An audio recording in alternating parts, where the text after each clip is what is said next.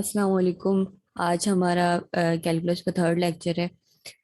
आज का हमारा टॉपिक है एब्सोल्यूट वैल्यू। एब्सोल्यूट वैल्यू क्या होती है? The absolute value of a number x denoted by x mod is defined by the formula. तो इस तरह से जो डिफाइन किया गया है कि जब एक्स पे एक्स जो होगा वो किस डोमेन पे डिफाइन होगा, X is greater than equal to zero, और माइनस एक्स किस डोमेन पे डिफाइन होगा, X is less than zero. ठीक है। तो ये इसको हम पीस वाइज डिफाइंड फंक्शन भी कहते हैं। और यहाँ पे कुछ एग्जांपल्स हैं जिसमें इसको क्लैरिफाई किया गया है। जैसे थ्री है, तो थ्री की एब्सोल्यूट वैल्यू थ्री होगी क्योंकि पॉजिटिव में है। तो ये क्या होता है, ये नेगेटिव वैल्यू को पॉजिटिव में चेंज कर देता है। एब्सोल्यूट वैल्यू जो होती है नेगेटिव वैल्यू को पॉजिटिव में चेंज कर देती है। नेक्स्ट इसकी कुछ प्रॉपर्टीज है, जिसमें फर्स्ट प्रॉपर्टी में क्या है कि a number and its additive inverse or negative have the same absolute value। ठीक है। एक नंबर है या एक नंबर है उस और उसका साथ जो एडिटिव इनवर्स है, या वही नंबर जिसकी नेगेटिव वैल्यू है, तो उस सेम उनकी एब्सोल्यूट वैल्यू होगी। इसी तरह से सेकंड प्रॉपर्टी में क्या है, the absolute value of a product is the product of absolute values. ठीक है। एब्सोल्यूट वैल्यू जो है प्रोडक्ट की एब्सोल्यूट वैल्यू वो फिर प्रोडक्ट्स ऑफ एब्सोल्यूट वैल्यू के इक्वल होगी। इसी तरह से absolute value of a quotient, quotient की जो एब्सोल्यूट वैल्यू होगी वो क्वोशंट्स सेपरेटली उसमें जो वैल्यूज होंगे उनके एब्सोल्यूट वैल्यू के इक्वल होगी। ठीक है। इस तरह से जो फोर्थ प्रॉपर्टी है, क्या, ट्राइंगुलर इनइक्वालिटी। ट्राइंगुलर इनइक्वालिटी में क्या होता है कि mm, एक जो नंबर होता है, टू नंबर्स का सम वो लेस देन और इक्वल टू होता है their sum of their absolute values. जैसे ये दिया हुआ है ए एंड बी का जो सम होगा वो लेस देन इक्वल होगा किसके, a absolute value plus b absolute value. ठीक है। ये हमारे पास ट्राइंगुलर इनक्वालिटी है। नेक्स्ट हमारे पास क्या है, जहाँ पे ये बताया गया कि कब इक्वल नहीं होती। जैसे अब ये माइनस ए, उसका जो उसकी जो एब्सोल्यूट वैल्यू वो इसके इक्वल नहीं होगी, क्योंकि अब जो यहाँ पे अंदर माइनस आ रहा है ना, तो ये जब ये किस में चेंज हो जाएगा, अभी हमने ऊपर पढ़ा था कि ये एब्सोल्यूट वैल्यू मींस जो माइनस होगा वो अंदर जम हो जाएगा, उस अंदर ही उसको खत्म कर देगा, तो ये इसकी इक्वल नहीं होगी। ठीक है। माइनस कभी भी मॉड से बाहर नहीं आता, एब्सोल्यूट वैल्यू में माइनस मर्ज हो जाता है। इसी तरह से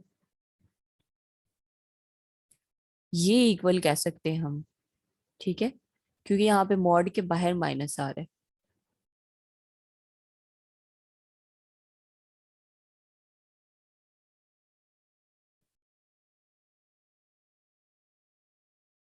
ये हमारे पास एक एग्जांपल है, इसको सॉल्व करेंगे कैसे। माइनस थ्री प्लस टू, तो ये किसके इक्वल आएगा, टू के इक्वल आएगा। ठीक है। टू मॉड के इक्वल आएगा। तो इक्वल टू, इसको हम राइट कर देते हैं टू। ठीक है। इसी तरह से अब ये लेस देन होगा, किससे लेस होगा, अगर हम इसको सेपरेट हम मॉड को सेपरेट कर देते हैं, एब्सोल्यूट वैल्यू सेपरेट कर देते हैं। ठीक है। वो इस प्रॉपर्टी के अकॉर्डिंग।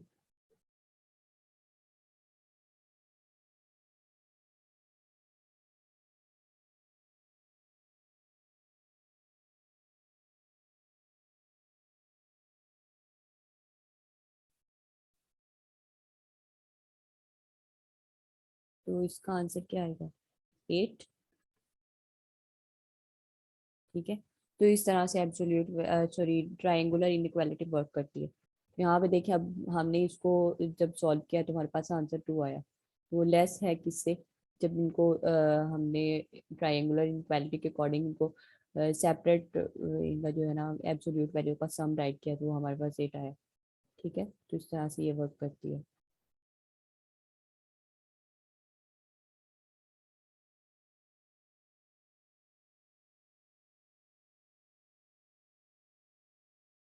अ, तो अब अगर हम माइनस साइन नहीं राइट करते, 3 + 5 को करते हैं तो वो 8 आएगा।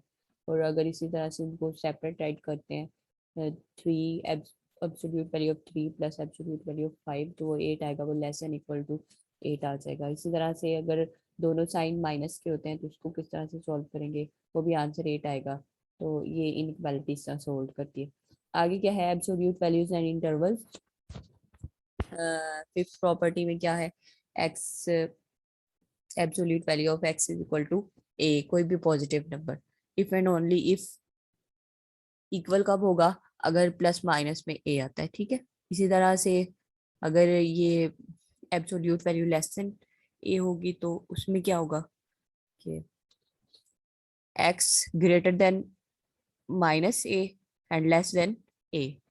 और अगर ग्रेटर देन ए है तो फिर इसमें क्या होगा कि ये हमारे पास माइनस जो वैल्यू जिसमें माइनस में नंबर आ रहा होगा वो उसमें ये लेस देन होगी एब्सोल्यूट वैल्यू। और अगर less than greater less than equal to आ जाता है तो ये सेम एज इट इज, जैसे 6 प्रॉपर्टी होल्ड करेगी वैसे ही 7 8 प्रॉपर्टी भी होल्ड करेगी, और 9 भी इसी तरह से जैसे हमारे पास 7 प्रॉपर्टी होल्ड कर रही है। नेक्स्ट है ये, हमने एब्सोल्यूट वैल्यू के जरिए किस तरह से इक्वेशन को सॉल्व करना है। ये इक्वेशन है, +-7 में दी हुई, एक दफा उसे 7 पॉजिटिव में होगा और एक दफा नेगेटिव में होगा, तो ये हमारे पास जो इसका आंसर होगा वो 5 और -2 होगा।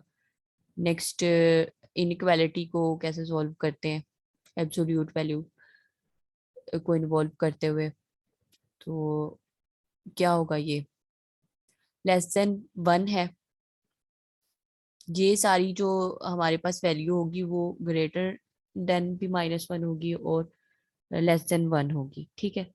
उसके बाद ये 5 जो होगा वो दोनों साइड्स पे ऐड माइन सब्ट्रैक्ट करवा दें, क्योंकि यहाँ पे ये ऐड हो रहा है तो दोनों साइड पे सब्ट्रैक्ट हो जाएगा।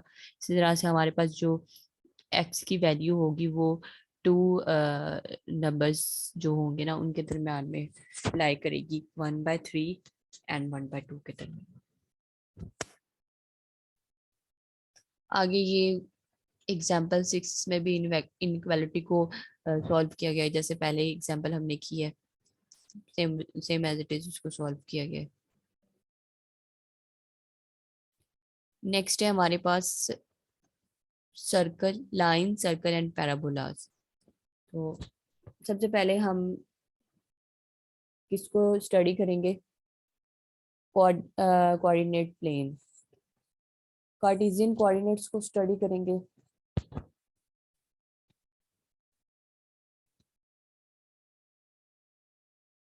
ठीक है, इसको हम स्टडी करते हैं अभी।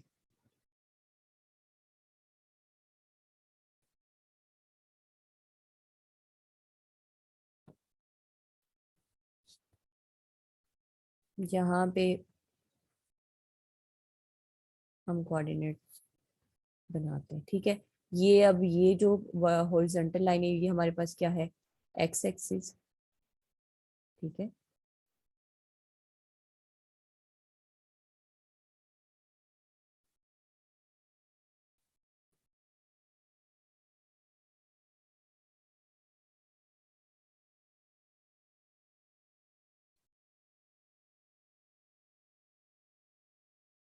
ये पॉजिटिव एक्स एक्सिस है, ठीक है।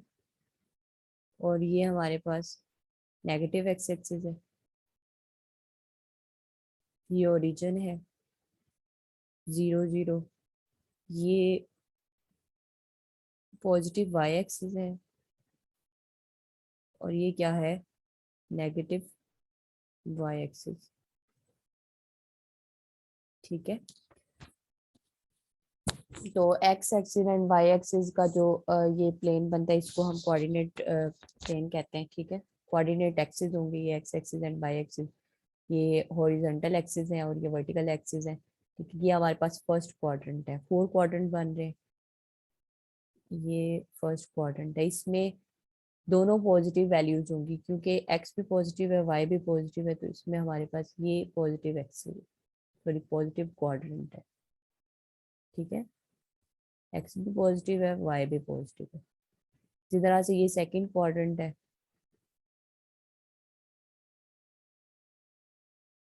और यहाँ पे हमारे पास x क्या है, नेगेटिव, और y क्या है, पॉजिटिव।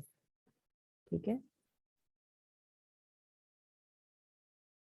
इसी तरह से ये हमारे पास थर्ड क्वाड्रेंट है,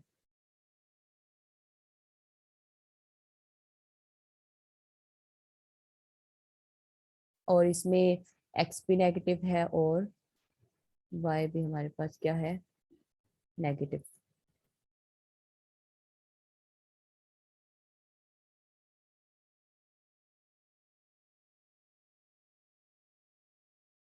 और यहाँ पे ये हमारा फोर्थ क्वाड्रेंट है,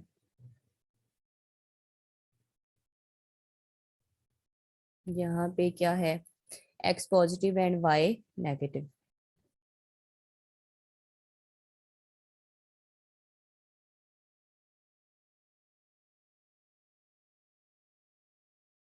ये था हमारा कार्टेशियन कोऑर्डिनेट प्लेन, जिसमें फोर्थ क्वाड्रेंट है। ठीक है, और उसमें पॉजिटिव और नेगेटिव एक्सिस किस तरह से रखेगी आपको भी राइट करके दिखा दिया। ठीक है,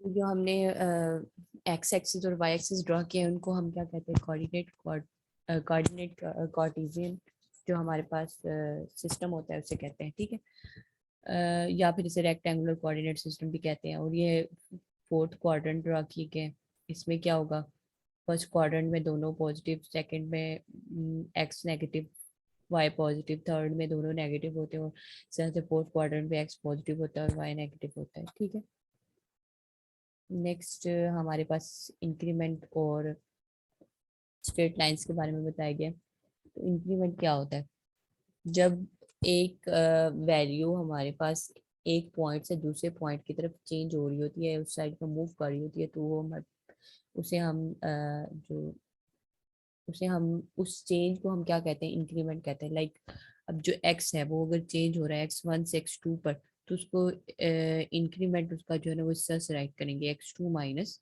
x1। इस तरह से ये जो एग्जांपल दी गई है यहाँ पे, एग्जांपल है कि इफ अगर ये जो ए पॉइंट है, ठीक है, ये मूव कर रहा है बी पॉइंट की तरफ, तो उसमें आपने इंक्रीमेंट राइट करना है एक्स एक्सिस का और वाई एक्सिस। ठीक है, तो एक्स हमारे पास चेंज हो रहा है 4 से 2, और वाई चेंज हो रहा है -3 से 5। तो इंक्रीमेंट जब इसका राइट करेंगे तो ये राइट करेंगे -2 आ जाएगा, x2 माइनस x1, इसी तरह से y2 - 1 वेट आ जाएगा।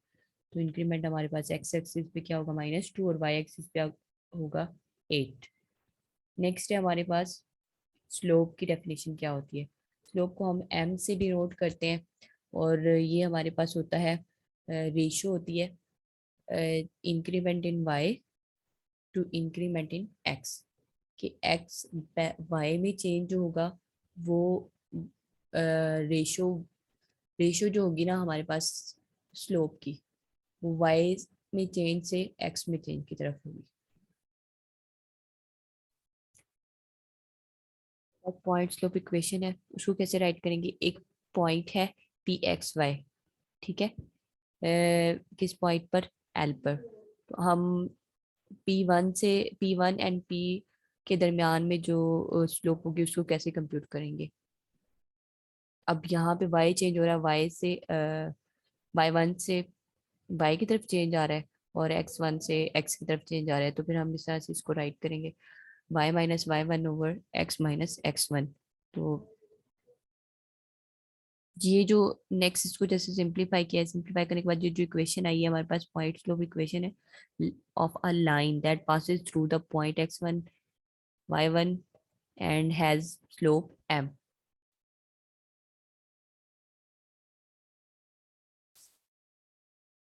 टू देखिए इसमें क्या है, write an equation for the line through the points 2 3 स्लोप -3 and 2। अब स्लोप हमें दी गई है और पॉइंट्स भी x1 और x2 है, इससे हम क्या फाइंड कर सकते हैं, इक्वेशन फाइंड कर सकते हैं किसकी, इक्वेशन फॉर अ लाइन। ठीक है, तो ये हमारे पास x अगर 0 होगा तो y 6 आ जाएगा। ठीक है, तो the line intersects at y axis, line intersects the y axis at y is equal to 6. So बाद next example, a line through 2 points, write an equation for the line through in 2 point से दरम्यान में हमने line find करनी है, ठीक है, line slope find करनी है। तो वो कुछ इस तरह से लाइन स्लोप आएगी। पहले हम उसकी स्लोप फाइंड करेंगे, उसके बाद हम उसे x1 और x1 y1 को यूज करते हुए, जो फर्स्ट हमारे पास पेयर ऑफ पॉइंट्स हैं उनको यूज करते हुए एक इक्वेशन बनाएंगे। इसी तरह से फिर सेकंड पेयर ऑफ पॉइंट्स को यूज करते हुए दूसरी इक्वेशन बनाएंगे, और वो दोनों सेम है, ठीक है। तो हमारे पास जो लाइन आएगी वो क्या आएगी, y is equal to X plus 1। Next X intercept और वाई इंटरसेप्ट के बारे में बताया गया। The coordinate the Y coordinate of the point where a non vertical line intersect the Y axis is called Y intercept. एक Y coordinates पे एक ऐसा पॉइंट जहाँ पे नॉन वर्टिकल लाइन जो वो वाई एक्सिस को इंटरसेक्ट करती है, means horizontal line Y axis को इंटरसेक्ट करती है, इंटरसेक्ट, उसको हम कहते हैं वाई इंटरसेप्ट फॉर्म। और इसी तरह से नॉन हॉरिजॉन्टल लाइन मींस जो वर्टिकल लाइन होगी वो एक्स कोऑर्डिनेट पे किसी पॉइंट को इंटरसेक्ट करेगी, तो उसे क्या कहते हैं, एक्स इंटरसेप्ट। ये हमारे पास इक्वेशन दी हुई है, ठीक है। इक्वेशन क्या होगी, slope intercept equation with slope m and y intercept b, ठीक है। और इसको हम लीनियर इक्वेशन भी कहते हैं, general form of linear equation है।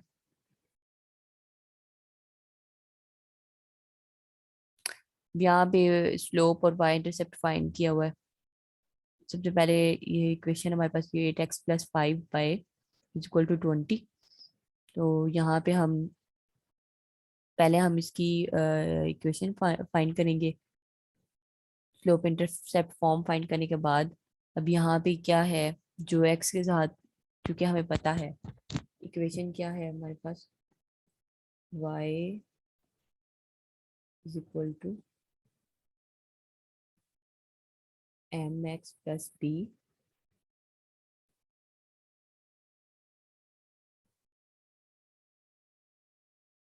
तो अगर हम इसके साथ इसको कंपेयर करें तो यहाँ पे हमारे पास एक्स के साथ जो m है वो क्या आ रहा है, -8/5, जो कि हमारे पास क्या है, स्लोप।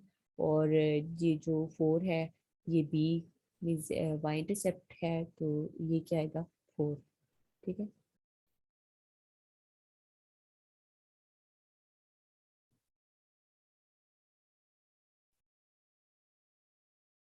टॉपिक क्या है, parallel and perpendicular lines.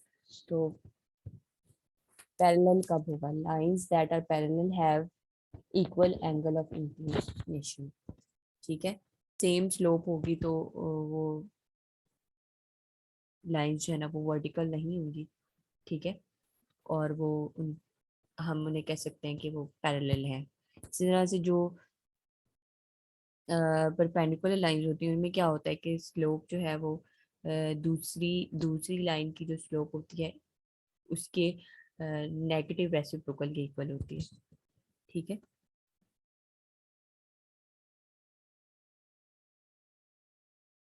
Next हमारे पास है distance and circle in the plane. तो डिस्टेंस क्या होता है, 2 पॉइंट्स के दरमियान में हम डिस्टेंस कैसे फाइंड करते हैं। एक हमारे पास P पॉइंट है और दूसरा पॉइंट है Q, तो उनके दरमियान में हम कैसे डिस्टेंस फाइंड करेंगे, इंक्रीमेंट इन x उसका square plus increment in y उसका स्क्वायर होल स्क्वायर रूट के इक्वल, जो उसका सम होगा, ठीक है।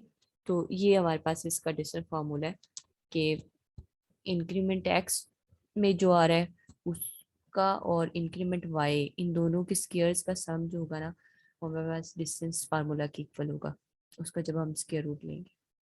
आगे ये इसकी एग्जांपल है कि कैसे डिस्टेंस फार्मूला कैलकुलेट करते हैं। हमारे पास P जो है ना पॉइंट, -1 और 2 दिया हुआ, और Q पॉइंट क्या है, 3 और 4। तो अब जो x में चेंज आ रहा है वो कहाँ से चेंज आ रहा है, -1 से 3, और y में चेंज है 2 से 4।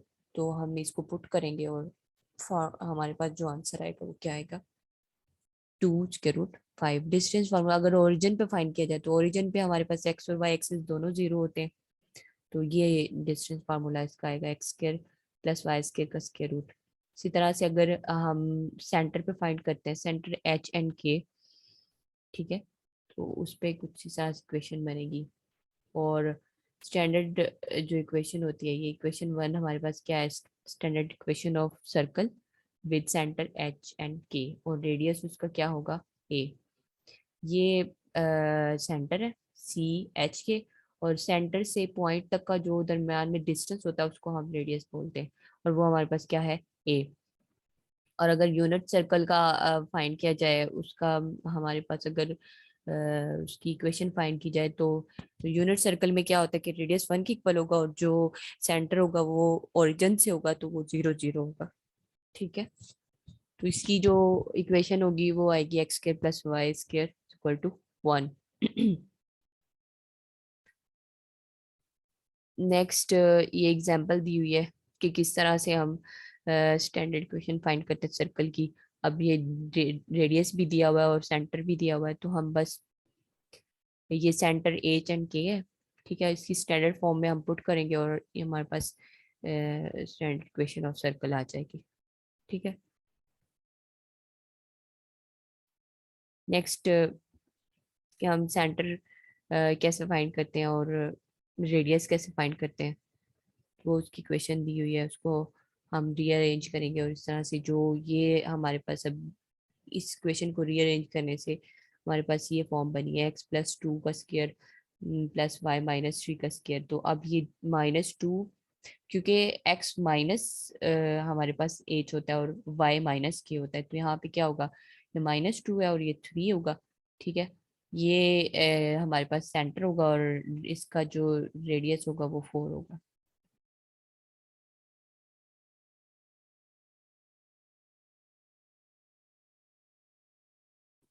पैराबोला क्या होती है, जो geometric definition and properties of general parabola, ये कुछ दिया हुआ है। इसकी इसकी जो हमारे पास इक्वेशन है वो कैसे है, x² + bx + c, ठीक है। और यहाँ पे एग्जांपल दी हुई है कि इसको कैसे फाइंड किया हुआ है, y = x²।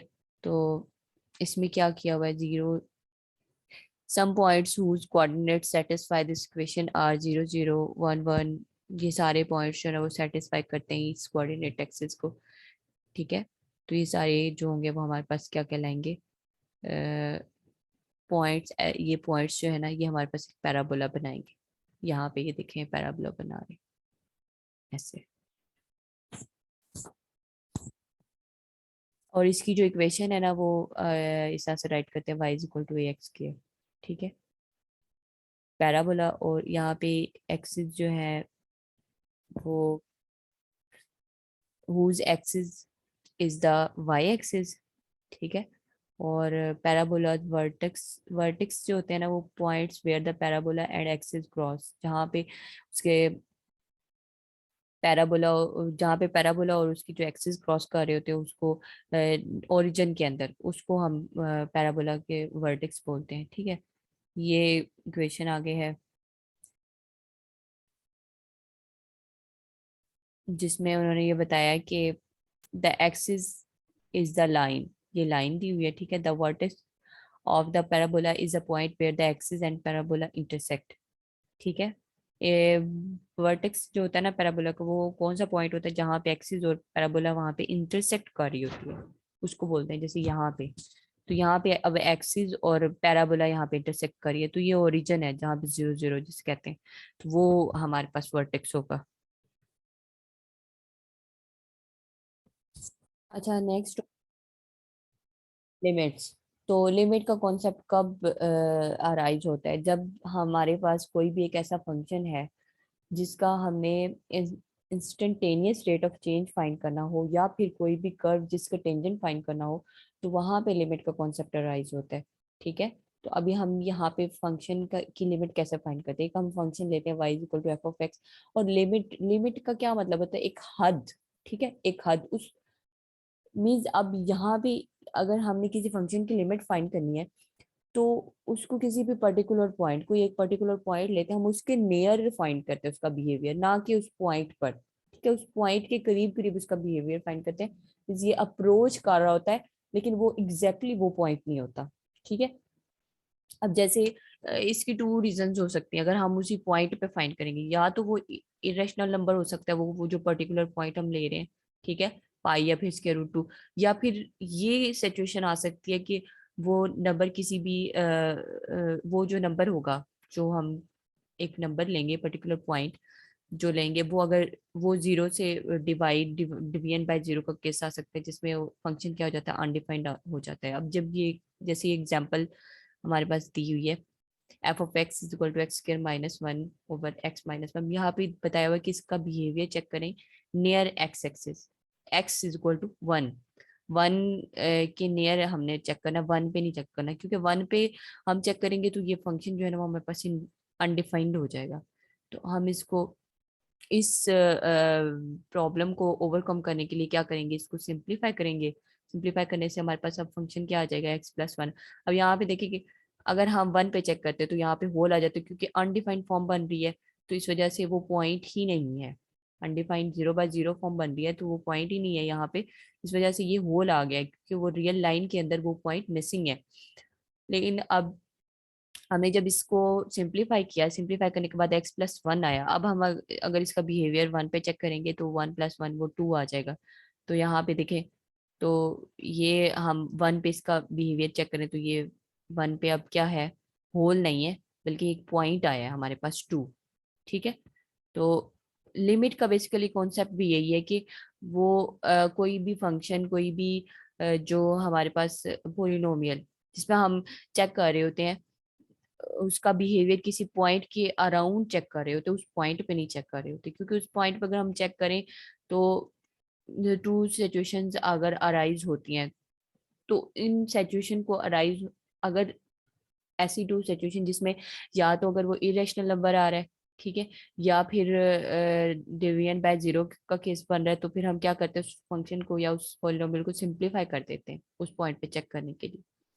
ठीक है। तो ये यहाँ पे बताया गया कि we say that F approaches the limit L, L का नेम दे दिया है उसे, एज एक्स अप्रोचेस सी। अगर एक्स अप्रोच कर रहा है सी को, तो वो हमारे पास जो लिमिट आएगी वो एल आ जाएगी। ठीक है। तो इसका जो हमने सिंप्लीफाई करने के बाद इसकी जो लिमिट आएगी वो हमारे पास 2 आएगी। ठीक है। नेक्स्ट हमारे पास जो है इसके कुछ केसेस हैं, लाज। ठीक है। उससे पहले हम ये एग्जांपल कर लेते हैं। एग्जांपल 3 में क्या दिया हुआ है कि if F is the identity function है, तो फिर हमारे पास क्या होगा, एक्स की इक्वल आ जाएगा। वो कोई भी हम इसमें पॉइंट पुट कर रहे हैं, पर्टिकुलर पॉइंट, वही पॉइंट आ जाएगा। इसी तरह से अगर कांस्टेंट है, तो वहां पे वो फंक्शन जो है ना वो किसी भी कांस्टेंट के इक्वल होगा। ठीक है।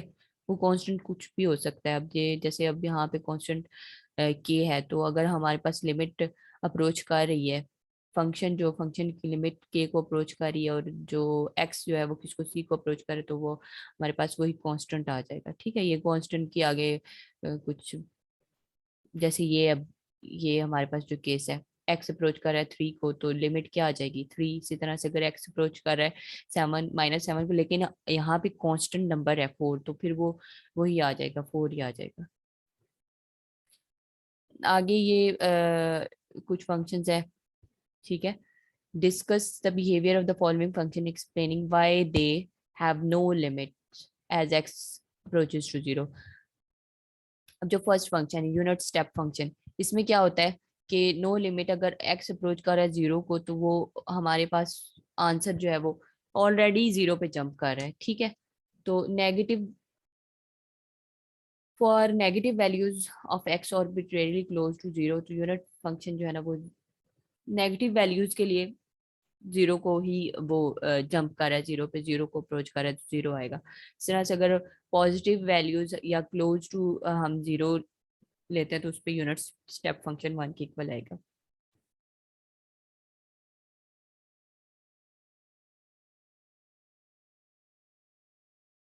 नेक्स्ट हमारे पास इसके लाज है। लाज में क्या है, सबसे पहले सम रूल है। सम रूल में क्या होता है कि हम एफ ऑफ एक्स की लिमिट को एल का नाम दे देते हैं और X F of sorry G of X की लिमिट को हम एम का नाम दे देते हैं। तो फिर ये सम रूल में क्या होगा, दोनों लिमिट्स ऐड हो जाएंगी। इसी तरह से सब्ट्रैक्ट रूल में क्या होगा, दोनों लिमिट्स सब्ट्रैक्ट हो जाएंगी। अगर कोई भी कांस्टेंट इसके साथ मल्टीप्लाई हो रहा है तो वो लिमिट के साथ वो कांस्टेंट मल्टीप्लाई होगा। और प्रोडक्ट रूल में क्या होगा, दोनों फंक्शंस की जो लिमिट्स होंगी वो एक दूसरे के साथ मल्टीप्लाई होंगी। इसी तरह से क्वोशंट रूल में M not equal to zero, क्योंकि एम पे हमारे पास जो फंक्शन की ये जो लिमिट होगी वो अनडिफाइंड फॉर्म बन जाएगी। और इसी तरह से अगर ये पावर रूल आ जाता है, पावर रूल में वो पावर में आ जाएगा और एन कोई भी पॉजिटिव इंटीजर होगा। इसी तरह से ये रूट रूल है, रूट रूल में भी हमारे पास एन कोई पॉजिटिव इंटीजर है। ठीक है, if N is even we assume that limit जो है वो हमारे पास ग्रेटर देन जीरो होगी। ठीक है,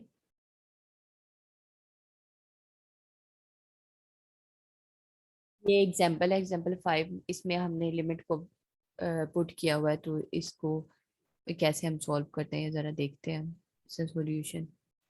ठीक है, ये फर्स्ट में देखें कि एक्स किसको अप्रोच कर रहा है, सी को अप्रोच कर रहा है। ठीक है, तो हम यहाँ पे जहाँ पे एक्स आ रहा होगा वहाँ पे हम सी राइट करेंगे सम एंड डिफरेंस रूल के अकॉर्डिंग। और जहाँ पे पावर रूल भी देखे तो सी स्क्र आ गया है, सी क्यूब +4 सी स्क्र -3। इसी तरह से ये क्वोशंट रूल के अकॉर्डिंग अब एक्स किसको अप्रोच कर रहा है, सी को। तो इसकी लिमिट जब हम पुट करेंगे तो ये कुछ हमारे पास इस तरह से बनेगा, C⁴ +C स्क्र -1। जहाँ पे एक्स आ रहा होगा वहां पे उसकी लिमिट जो उसको अप्रोच कर रही होगी वो हम नंबर पुट कर देंगे। देखिए नेक्स्ट जो सी हमारे पास है, इसमें क्या हो रहा है कि एक्स किसको अप्रोच कर रहा है, -2 को। तो एक्स की जगह पे -2 पुट करेंगे, तो जब लिमिट यहाँ पे पहले उसको सेपरेट लिमिट राइट करेंगे उसकी। ठीक है, डिफरेंस जो रूल होगा उसके अकॉर्डिंग। उसके बाद हम क्या करेंगे, उस पर लिमिट पुट करेंगे। डिफरेंस फार्मूला के बाद हमारे पास ये प्रोडक्ट प्रोडक्ट रूल में प्रोडक्ट रूल में क्या था कि वो जहाँ पे जो जिसको लिमिट अप्रोच कर रही होती है वो नंबर हम उस नंबर की जगह पे राइट करते हैं। जैसे अब एक्स किसको लिमिट किसको अप्रोच कर रहा है, -2 को, तो एक्स की जगह पे हम -2 पुट किया। तो अब इसको सॉल्व करने के बाद हमारे पास जो आंसर है वो उसके √13 आ गया। ठीक है, तो उसके बाद है लिमिट ऑफ पोलिनोमियल।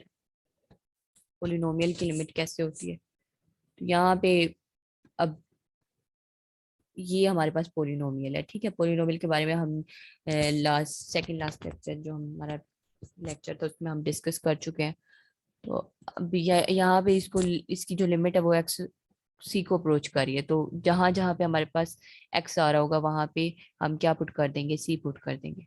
ठीक है, इसी तरह से limits of rational function. Rational function जो हमारे पास था वो क्या था कि टू फंक्शंस है, P of x and Q of x, वो पोलिनोमियल है।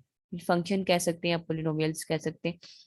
तो इसमें क्या होता है कि ये पी बाई क्यू के फॉर्म में राइट किए जाते हैं। रैशनल रैशनल नंबर को हम पी बाई क्यू के फॉर्म में राइट करते हैं। इस तरह से रैशनल फंक्शन में क्या होगा, P x by Q x के फॉर्म में से राइट करेंगे। और क्यू जो अब जब लिमिट पुट करेंगे, लिमिट पुट करने के बाद जो हमारे पास इसकी वैल्यू आएगी, इसमें जो क्वोशंट में जो हमारे पास क्यू होगा, क्यू ऑफ सी, उसको हम वो नॉट इक्वल टू जीरो होगा, क्योंकि अगर वो जीरो की इक्वल होगा तो वो हमारे पास अनडिफाइंड फॉर्म बन जाएगी।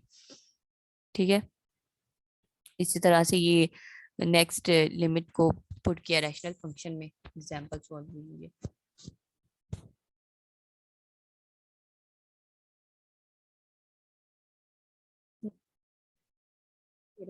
सैंडविच थ्योरम में क्या होता है कि एक ऐसा फंक्शन जैसे एफ ऑफ एक्स है, एफ ऑफ एक्स की जो वैल्यू है वो अदर टू फंक्शंस के दरमियान में जब सैंडविच होती है, ठीक है, दरमियान में लाइक आ रही होती है, तो उससे हम कहते हैं सैंडविच थ्योरम।